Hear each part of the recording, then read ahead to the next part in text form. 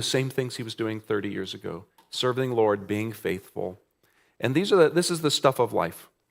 So the zeal of youth needs to be combined with the wisdom and the counsel of the old or the older, and it's a beautiful combination. Now, on the subject of serving Christ with technology and the arts, turn in your Bibles to Exodus 31.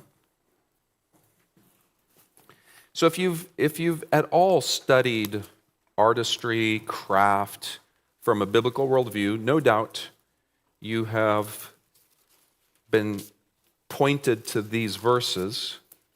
It's kind of a foundational starting point for serving God with technology and the arts. So, Exodus 31, I'm going to read verses 1 through 6. Then the Lord spoke to Moses, saying, "See, I have called by name Bezalel, the son of Uri, the son of Hur, of the tribe of Judah, and I have filled him with the Spirit of God, in wisdom, in understanding, in knowledge, and in all manner of workmanship, to design artistic works, to work in gold and silver and bronze, in cutting jewels for setting and carving wood, and to work in all manner of workmanship. And I have appointed with him Aholiab, the son of Ahisamach, of the tribe of Dan, and I have put wisdom in the hearts of all the gifted artisans, that they may make all that I have commanded you." So we see here that God actually put his Spirit, the Holy Spirit, was doing something in Bezalel's life in regard to the craft and the artistry that God was calling him to do. And it was the Spirit of God who gave him wisdom, who gave him understanding, who gave him knowledge, who gave him this workmanship or this craft to be able to accomplish it.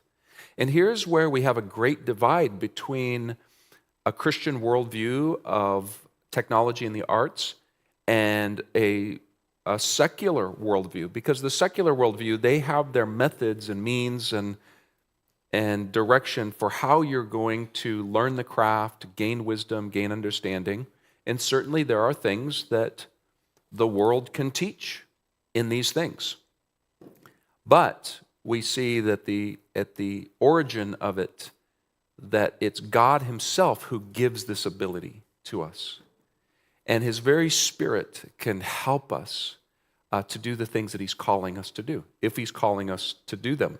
Look at Exodus 35, verse 34.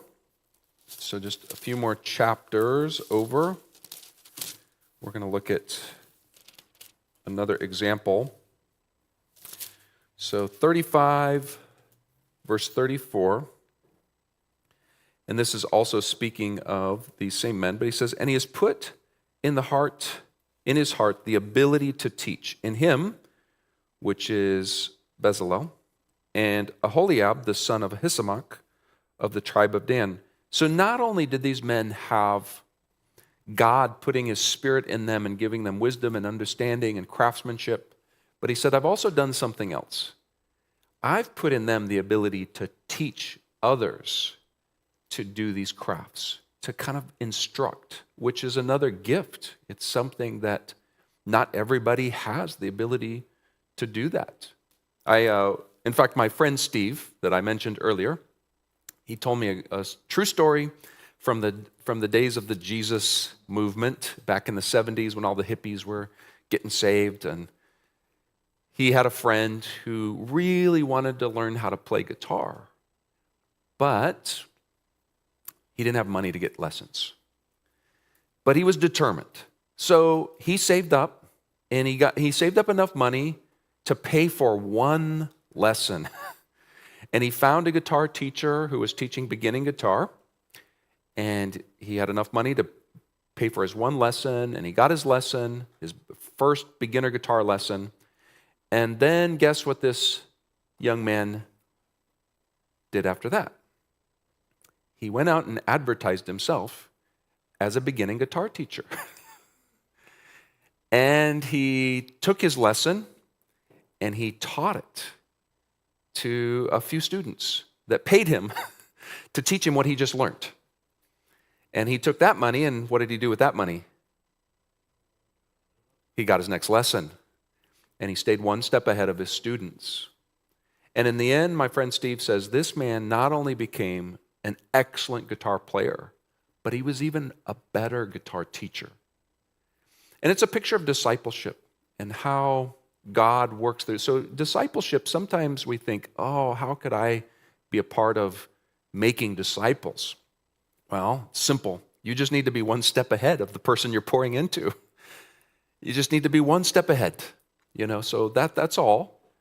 But once again, it's not just the ability to be able to craft or to use our gifts for God. And I want you to think broad, because once again, not everybody is called into the arts, but the things I'm teaching really apply to other areas of your life. In the book of in Peter's epistle, he actually breaks down all the gifts into two main categories, and he says that basically these manifold gifts of God. He says, if you speak, he says, let him who speaks speak as the oracles of God, and let him who serves serve with the strength that God provides. So basically, there's a big divide here in the gifts, and there are those that are communicating gifts, and then there are those gifts which are just serving. They're just practical, but both of them require the Spirit of God to be at work in your life. And that's really what I want to talk about this morning is how, let's look at one more verse first. So Exodus 36, so go to one more chapter in verses 1 and 2. And Bezalel and Aholiab and every gifted artisan in whom the Lord has put wisdom and understanding to know how to do all manner of work for the service of the sanctuary shall do according to all that the Lord has commanded. So we see here that it's God who puts the ability in the hearts of craftsmen to be able to do craft. So we can take from that if God didn't give us that ability, we wouldn't have it. So this is something that belongs to God. And as followers of Jesus and as believers in God, then we need to acknowledge him in all of our ways. We need to say, God, these abilities that you've given me, these desires to be involved, I need to submit them to you. These belong to you. These are your gifts. You have entrusted them with mankind. And as we have been entrusted with these gifts, then we need to use them in ways that bring God glory, not for our own glory, not for worship. And I'll be talking about that tomorrow. We'll talk about what happens when craft gets off track and becomes idolatry, which is a big problem that we have. We don't think of the United States as being a very idolatrous country. If you go overseas, you go to India, I've been to India, you actually see little idols everywhere. You go to, I've been in Thailand, they have little idols everywhere and little ghost houses that they offer sacrifices to. And you can see that around the world, but we don't see that here, so we think, so I'll be talking about that tomorrow, how mankind, when we don't stay anchored and we don't submit these things to God, then they begin to take over. So, but the main thing I want to bring out here about, especially Bezalel and Aholiab, is that they were not just doing it in their own strength. The Spirit of God was at work in their lives. And regardless of your use of technology and the arts, this is a lesson that every one of you need to learn. And that is what it means to be led by the Spirit of God, to allow the Spirit of God to be working in your life. And so let me just share some stories, or at least one story, of my younger life. I can share stories from last week. I could share stories from a year ago. I could share stories, and this is one of the things I'm always encouraging young people that I'm pouring into, even in our own church. I'm like, look, I'm going to share stories because stories build faith and they encourage you. It's testimony. We call them stories. Bible calls them testimony. But the bottom line is you need to get your own stories. All right? That's your, I want you to have that as a goal. I want you to have as a goal, I want, God, give me stories. Give me stories that I'll be able to share someday. And you don't have to wait 30 years to share those stories. Stories I'm going to be sharing with you, I started sharing right away. So if in this case, I was 17 years old when I surrendered my life to follow Jesus Christ. Shortly after that, through prayer and beginning to seek the Lord, I felt called into ministry, but I didn't know what that was actually going to look like. But at the time, I was willing to do anything or go anywhere. I wasn't really dictating to God what it was. I'm like, and my fear growing up in the church, I don't know if you've ever experienced this, but growing up in the church, there was a strange fear that I had that if I really got serious about following God, He would call me to be a missionary and send me to Africa. And I'm like, I don't want to be a missionary in Africa. I don't know why I was so afraid of Africa, but I didn't want to go there. So I better not get too serious about God because He might call me to be a missionary to Africa. But now I was at a place where I'm like, I don't care. Africa, halfway around the world, whatever you want, God. And as I was seeking the Lord for direction, through some circumstances and through prayer, God was directing my heart to the city of Chicago, a city I'd never been to, knew nothing about, didn't even know what state it was in. You don't have to. A city that big doesn't need a state. It's just kind of its own thing. But God was stirring in my heart. And I remember one day feeling really called by God to just seek Him to get some resolve.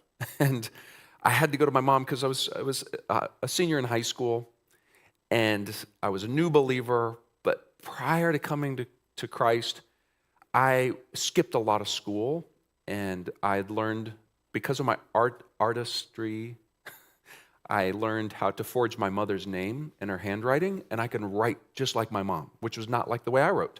And I could sign her name. I don't know if it was good enough to fool an expert, but it was good enough to fool the school. So I would skip every Friday and drive somewhere or go take my bike and go riding in the city, or I'd drive to the coast and I hated school. I just needed an extra day off. And then I would always write over the weekend, I would make this elaborate note of excuse. And I did this like 10 consecutive Fridays. And I didn't know, and then I got away with it every time. I just didn't know that there was a policy in the school that after 10 consecutive excused absences, they still just send a report to the home. Had I known, I would have been watching and getting the mail every day, but I didn't know. So my mom gets this report. 10 absences? Like, Philip, you can't do this. So she made me promise that I wouldn't skip any more school days because it was going to potentially keep me from graduating. So I promised my mom I won't skip any more school days. Now I'm at a crisis point because I get up one morning for school and I am feeling called to seek God fervently in prayer and get an answer about direction in my life. I am so compelled.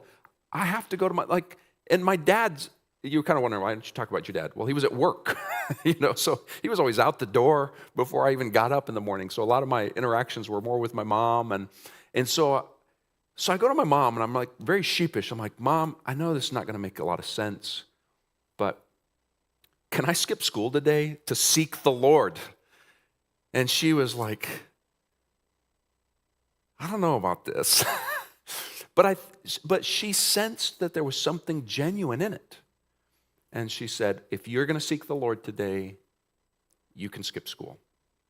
So I did. So I stayed home, and I was in the Word, and I was in prayer. And that day, the Lord really did speak to me very clearly that I was being called to go to Chicago to do inner city ministry. And so I was excited because it's what I needed. Like I have resolved. I would have been glad to go to Africa, but God called me to Chicago. So that's where I'm going. And, my mom was not happy about that. She's like, Chicago? Well, she says, I don't want you to go to Chicago, but I'm not going to get in God's way. So we're going to pray and ask God to go before you.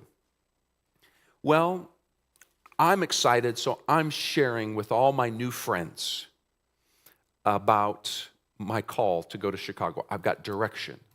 I don't know, what are you going to do in Chicago? I have no idea. I'm just going to go.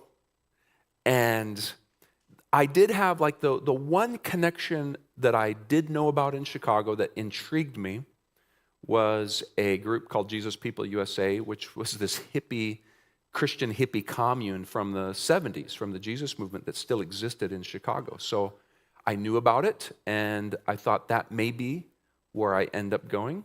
A little bit more about that in a moment. But so I decided, so I was sharing, well, let me back up a little bit too. I was going to a new youth group. And this youth group was some friends of mine that in school that lived down the block from me had been reaching out to me during the days of my darkness and rebellion. And I had a very dark history up till that point. And they were always faithful to invite me to church, which I said no. They would invite me to their youth group. I would refuse to go. And I remember they were always bugging me about that. And then there was this Friday night that happened. This was probably about 6 months to a year before I surrendered my life to Jesus. But my friend Dan, he said, hey, Philip, I know you never come to youth group when we ask you, but there's a small gathering at the youth pastor's home tonight, and would you come? What else are you doing tonight? I wished I'd had an excuse, but I didn't have any excuse. I'm like, I've got nothing going on tonight. So I agreed to go with them somewhat reluctantly, and I went to this youth pastor's home. So I know nobody there except my friend Dan, and there are about 20 high school students gathered. So, and that was a small sampling of a much larger youth group. And as they started their meeting, one of the things they did is they all sat in a circle in this living room, and someone got out a guitar, and they began to sing worship songs.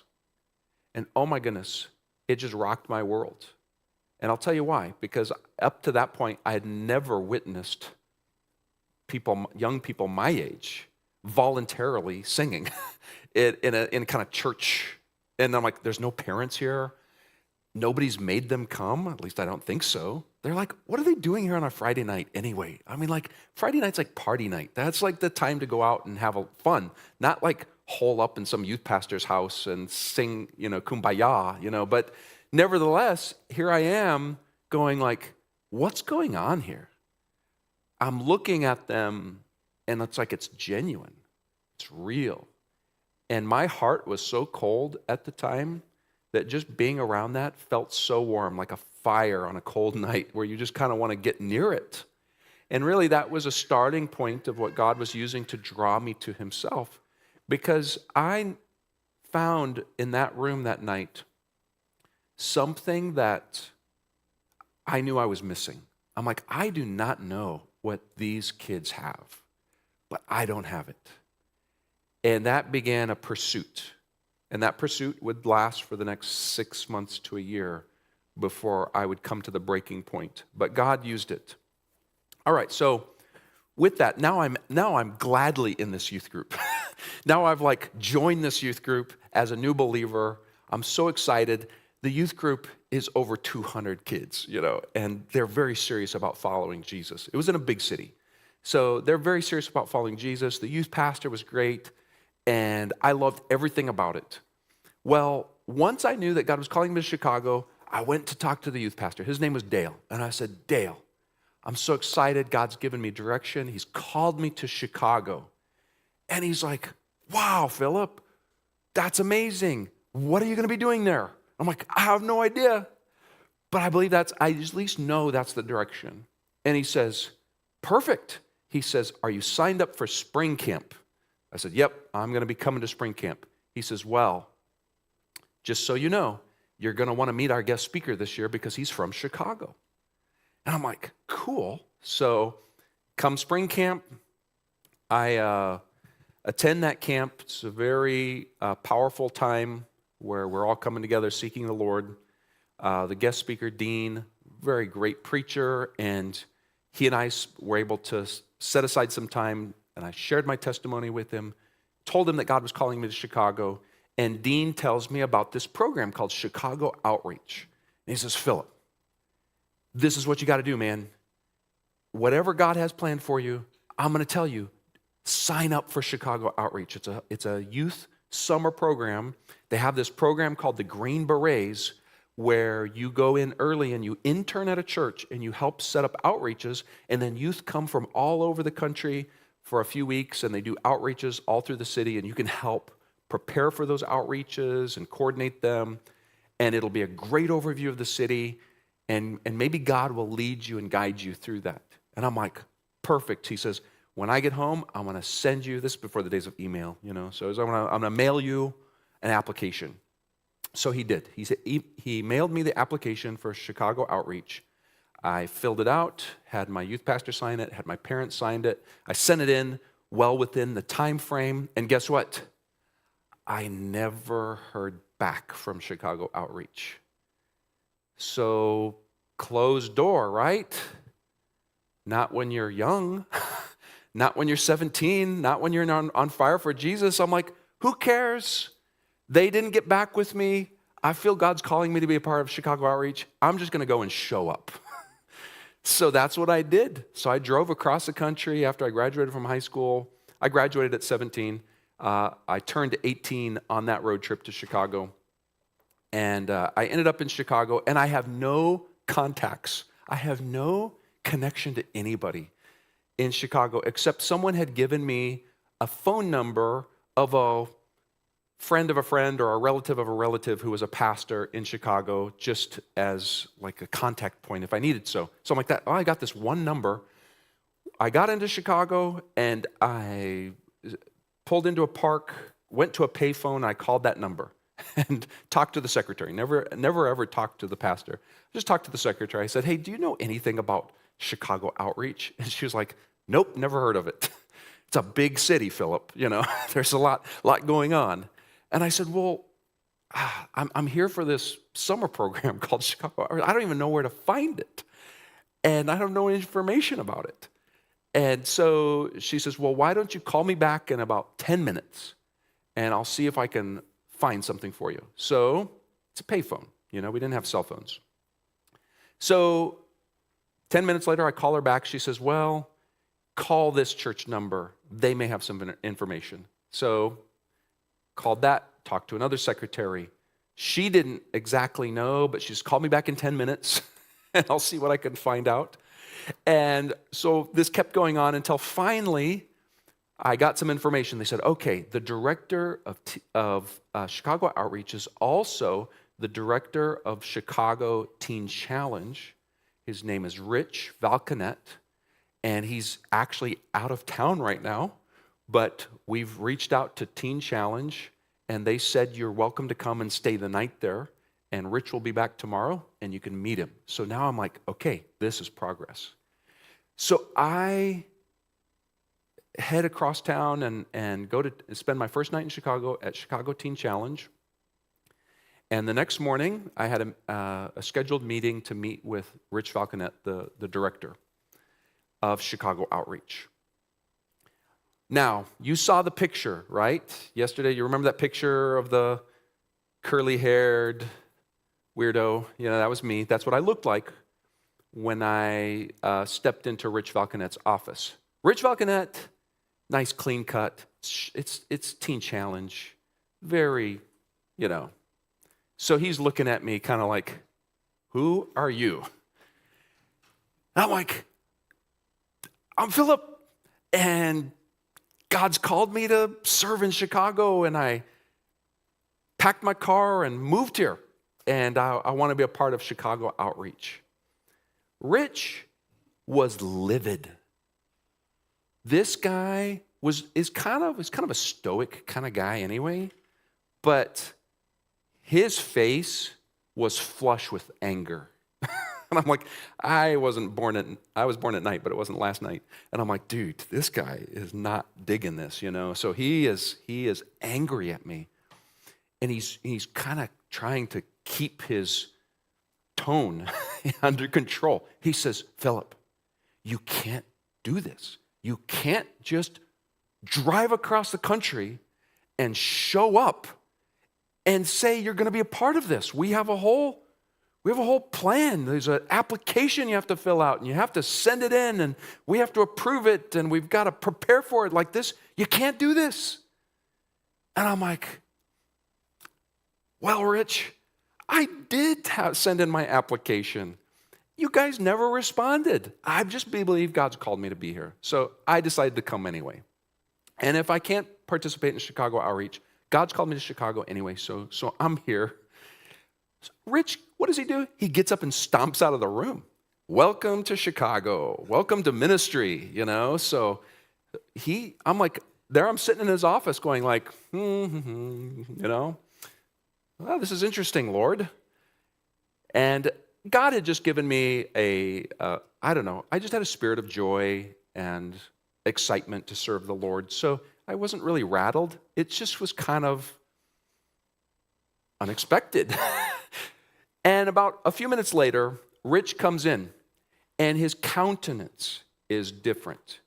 He seems to be more humble. He seems to be in a better spirit. And so in the back of my mind, I'm thinking, maybe he did what every Christian should do when they're angry, is like get alone and go pray. Maybe that's what he did. Maybe he went to his prayer closet, and now he's in a better spirit.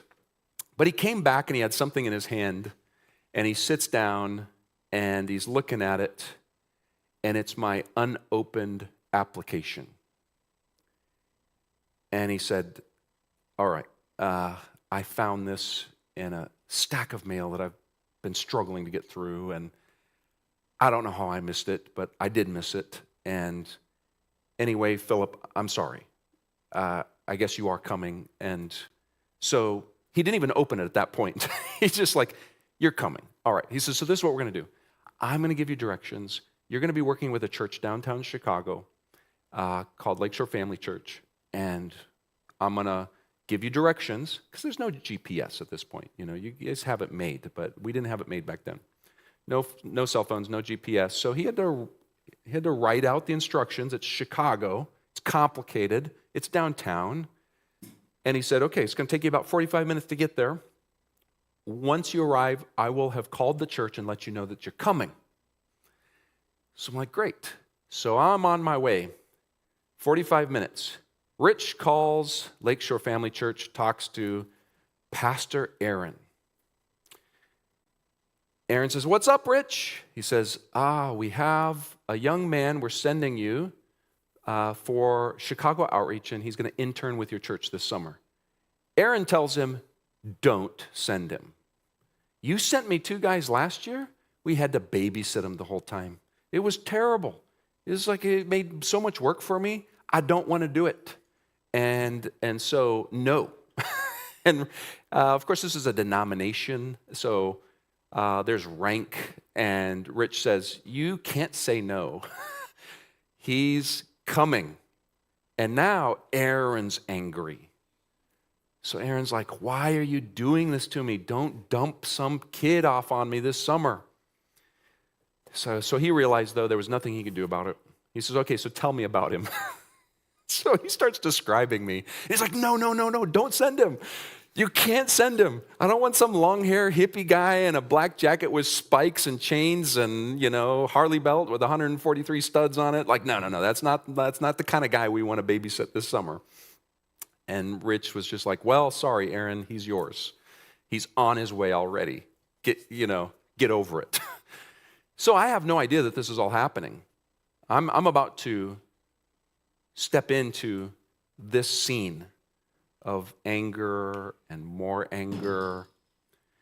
So Aaron, of course, he told me this story later, but he's angry. He gets a phone call from a former associate pastor, And this guy knows him really well and can tell, like, hey, Aaron, what's eating at you? What's going on in your life? Because you do not sound like you are in the spirit right now. You sound angry. He says, I am angry.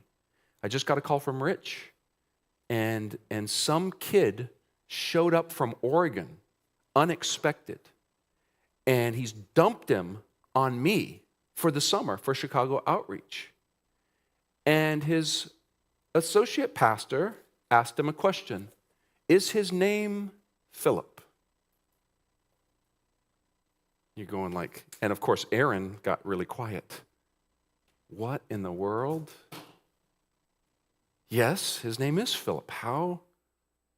Why would you even ask? How would you know that? He said, because I was a guest speaker at a spring camp in Oregon, and I met Philip. And he's a man of God, loves the Lord. He's got the call of God upon his life. And he said, and I asked him to participate in Chicago outreach, and I sent him an application to come. Now, truth is stranger than fiction, isn't it? I mean, you could, if I wrote this scene into a movie and you watched it, you'd be like, that's such a corny scene that nothing like this would actually ever happen. But it did happen. And Dean's testimony on my behalf was enough to just pretty much make me golden by the time I showed up. Because by the time I walked through the doors of that downtown church, I was welcomed with open arms. And everybody was just so glad, like, wow, we've got somebody that God has sent us. And so they were very excited. So I didn't know all the drama that was happening while I was driving there. Another cool thing about this story was that I walked in and I met the secretary. Her name, she's very cute. Her name was Mary. And I married her eventually. So that's just a bonus, to the story. But another cool thing about this story, just to show the importance of walking by the Spirit. And that was this downtown church, which was a church plant. Downtown is a lot of young professionals. The church was mostly young professionals living in studio apartments. The church, as a part of the program, was supposed to supply me with room and board. And so Pastor Aaron, he said, look, Philip, we're so glad you're here. We're excited about what God's going to do. We didn't know you were coming until today, and we really don't have a situation where we can house you. So we have reached out to a local ministry here in Chicago that has agreed to give you housing for the summer. It's called Jesus People USA. And I'm like, wow, kill two birds with one stone. I get to go right to Jesus People USA, which I thought maybe I would want to do. And so this was my introduction to ministry. And what this does in life, and why I'm sharing this, is because this builds not only faith, and it was building faith in my own life, but it was beginning a trajectory of what I'm talking about, this need for faithfulness and to walk by the Spirit. This importance of faithfulness, I've been reflecting a lot on this, and one of my heroes in the Old Testament is Enoch. So turn in your Bibles to Genesis 5.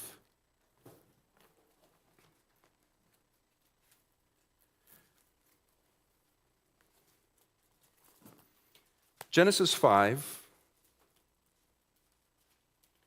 we have just 3 verses, I think, of Enoch's life story.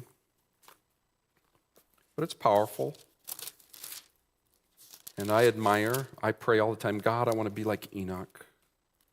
So Genesis 5, verse 21 says, Enoch lived 65 years and begot Methuselah. After he begot Methuselah, Enoch walked with God 300 years and had sons and daughters.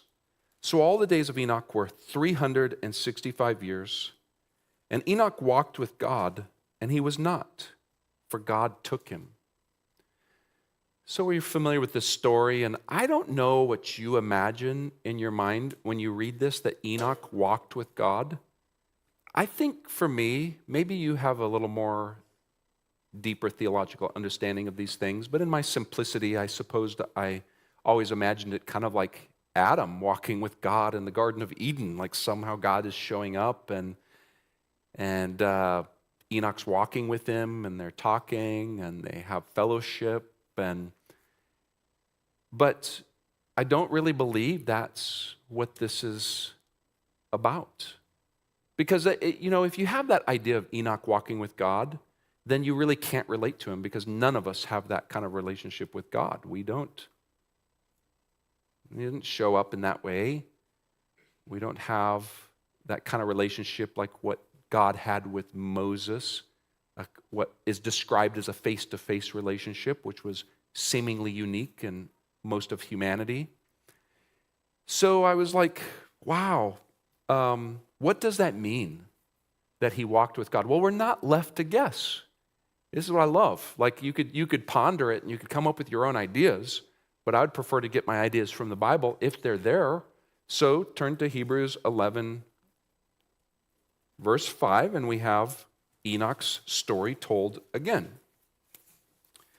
The interesting thing about Hebrews, the book of Hebrews, and it quotes from Genesis, except that it's not quoting from the Hebrew translation of the Old Testament. Almost all the quotes in the New Testament are quoted from the Greek Septuagint, from the Greek version of the Old Testament.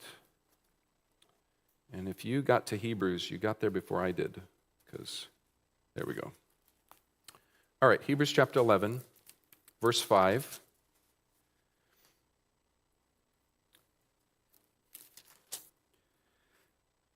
So this is, so there's some commentary about Enoch's life, and there's this quote. The quote here is from Genesis, and it's from the Greek Septuagint. So let's read this. It says, "By faith, Enoch was taken away so that he did not see death, and was not found because God had taken him.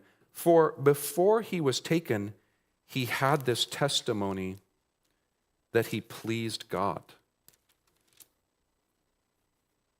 It's interesting because when you read it in the English from a Hebrew translation, it says that Enoch walked with God. When it's translated into Greek and the ones that the apostles quoted from, it actually says that Enoch pleased God. And then we're left with the question, okay, so walking with God means that we are pleasing God. So what does that mean? How do we please God? Oh, this is so great. I love it because we're not left to guess. Just go one more verse. The most famous verse that often gets wrongly extracted from verse 5, because verse 6 is connected to verse 5. It says, "But without faith, it is impossible to please him. For he who comes to God, like Enoch did, he who comes to God must believe that he is, and that he is a rewarder of those who diligently seek him." So what does this tell us about Enoch? How did he please God? He was a man of faith. He didn't see God, but he walked with God by pleasing him, by trusting in him. And he was rewarded because God then said, "You've been seeking me for 300 years. Now you get to find me." And he brought him home in a miraculous homecoming to Enoch. And I know that some of you might be going like, I seek God, but I'm having a hard time finding him. How long do I have to seek him until I find God? I guarantee you this, it won't be 300 years. Just put that in your pocket, all right? Just remind yourself, anytime you're struggling, and you're going, but I'm seeking God by faith and I'm not seeing him. How long, O Lord? Just be reminded, it won't be 300 years. See, this is what makes Enoch's story even more remarkable, because Shortly after that, what happens? The story of Noah and a global flood. Why? Because everybody's so godless. So he's walking alone. I mean, at the time of Noah, Noah's like the only righteous man in his household. So it's not like Enoch has a lot of fellowship with people to encourage him in his walk with the Lord, in his pleasing God by faith. So I want you to be faithful to God. And this whole idea of walking with God, the whole nature of prayer, which begins in Genesis chapter 4, it says, at the time of Seth, it says, then men began to call upon the name of the Lord. That's important for us to note because before that, they'd only heard about Adam and Eve, Grandpa, Adam and Eve, and in this case, Seth, that's his mom and dad, but they could hear the stories of Adam and Eve interacting with God, seeing God. Adam walking with God in the Garden of Eden, and this intimacy, this fellowship with the Creator. And now the Creator, the last instance that we have in Genesis of God personally interacting with anybody is with Cain. And after that, all of a sudden God is missing. And it doesn't take long before an instinct in humanity begins to say, I'm not comfortable with this. I don't like this world without a connection to my Creator. And He's not showing up. And we have good reason to know why He's not showing up. But what are we going to do with that? So it says, then men begin to call upon the name of the Lord. And humanity that seeks God has been calling on Him ever since, because it's a longing for that Eden fellowship that's been lost. This is what compels people to pray. It's a spiritual instinct that we have.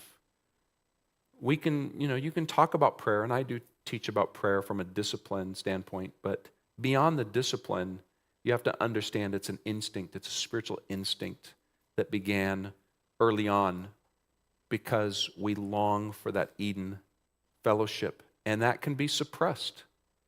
And this is what you're facing. This is what all of us, this is what I continue to face. It doesn't change after 33 years of walking with God. It's still the same, that I know that there are things that can suppress that spiritual instinct in me to call upon the name of the Lord. The desire for Eden fellowship with God. And of course, we know that sin does that. We know that self-focus does that. We know that distractions can do that. This is why I spend a lot of time talking about this, not because I have any desire to villainize the smartphone. This is not what motivates me in life.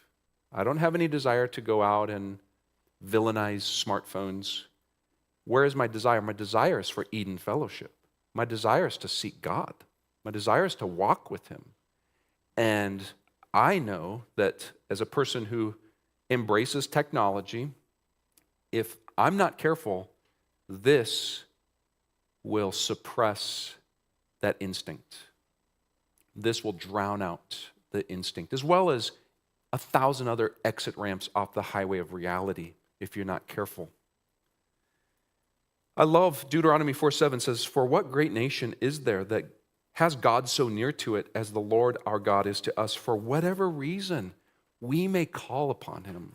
For whatever reason we may call upon Him. And in closing this morning, before lunch here, you're probably familiar, hopefully you're familiar with the parable that Jesus told about prayer. He said, not all the times are we told the reason behind His parables, but this one is in Luke 18, the parable of the widow and the unjust judge. We get commentary from Luke. It says, Jesus taught this parable that men may learn to pray and to not lose heart. So we know that was the reason of the parable. So, and you know how the widow continues to bother the judge for justice, and he doesn't want to do it, but she bothers him so much, he finally gives her justice. The one part that we often remove from that parable is how it concludes. Jesus concluded that parable by this statement. He says, therefore, when the Son of Man returns, will he really find faith on the earth? And what is that telling us? That Jesus defines faith. What will I find when I return? Will I really find faith on the earth? He's connecting that to persevering prayer when you're not hearing from God. Because that's the point. The point of the parable is that you don't get an answer from God. So are you going to give up?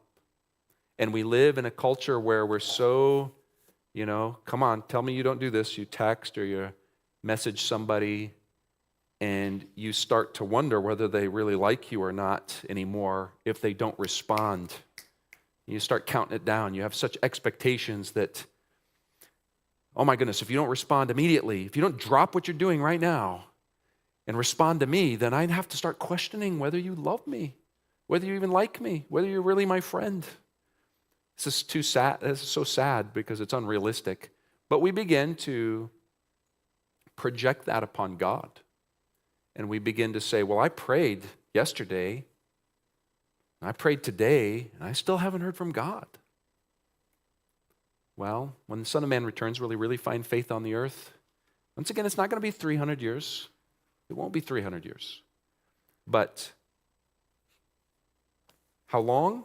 As long as it takes. And there's no, I'm hoping and praying for you, for the young people in our church. We're praying and we're believing, we're seeing some signs of revival, but there's no such thing as a prayerless revival. If you've read anything about revivals don't happen apart from prayer. And what's kind of neat is a lot of revivals do start among young people who are passionate about seeking God. So I know this morning this wasn't a lot about technology and the arts, but it really goes back to Bezalel, who it said that it was the Spirit of God who gave him these abilities. And I want to connect that to whether it's the subject of technology and the arts or just walking with God. You need to know what it means to be led by the Spirit of God. And there was no, the Old Testament saints, there's almost zero instruction on prayer in the Old Testament. I know because I've studied this out thoroughly, and there's not a lot of instruction about prayer. There's examples of prayer. So, but all of these saints of old prayed, not because they were taught to pray, it's because of that instinct to pray, that longing to renew that lost fellowship with God. And that needs to be what motivates us. And when I was probably around 20 years old and things weren't going the way I had hoped for them to go in ministry, I remember once praying and saying, God, why aren't things happening like I expect them to be happening? And the Spirit of God revealed to my heart, like, Philip, your prayer life doesn't match your vision. They're kind of, they don't look alike. And that's when I really began as a young person to say, you know what, I'm going to make this something. This is just a passion of mine to seek God and to never give up and to always pursue Him. And then what happens is, in that time as you're seeking God, then He can also transform your vision that may be skewed as well. And He's often done that in my life, where maybe I'm coming to Him and He's like, why aren't these things happening that I'm expecting to happen? And God says, well, your prayer life doesn't match that vision. And then I begin to pray more fervently, and God begins to change my vision and bring it more in alignment with His will. And He'll do the same in your life as well. So let's pray. Lord, we thank You for this time that we've had together in Your word and in testimony. We thank You for Your many blessings. We thank You for the lunch that we're about to have and the nourishment that it provides for us, but also the enjoyment and the fellowship that we have around food. In Jesus' name.